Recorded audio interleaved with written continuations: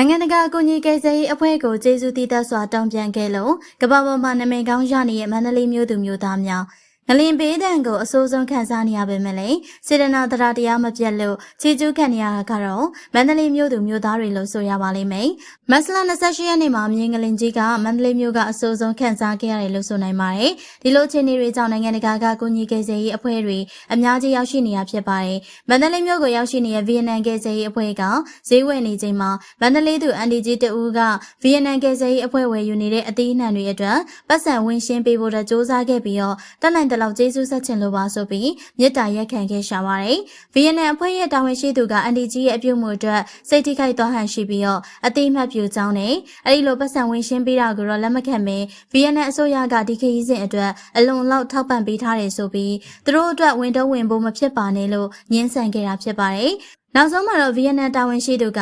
ဗီယက်နမ်မြန်မာငါတို့ကမိသားစုငါတို့ကအကောင်းဆုံးတငယ်ချင်းတွေလို့အန်ဒီဂျီကိုနှစ်သိမ့်ခဲ့ပြီးတော့ဒီဖြစ်ရက်ကဗီယက်နမ်မီဒီယာတွေမှာအတော်လေးပြန့်နှံ့နေပြီးတော့မြန်မာပြည်ငလင်ဘေးကနေအမြန်ဆုံးရုံးထနိုင်ဖို့အတွက်ဆုတောင်းပေးနေကြပါတယ်။ဒါအပြင်မြန်မာလူမျိုးတွေရဲ့ယဉ်ကျေးဖော်ရွေတဲ့စိတ်ထားလေးတွေကိုလည်းချီးကျူးနေကြတာပါ။တရုတ်ကယ်ဆယ်ရေးအဖွဲ့တွေကိုလည်းမန္တလေးမြို့သူမြို့သားတွေကအေးအေးဘူးတွေရေးတံဘူးတွေနဲ့စားတောက်စရာတွေနဲ့ဧည့်ခံနေကြတာကိုတွေ့ရပါတယ်ရှင်။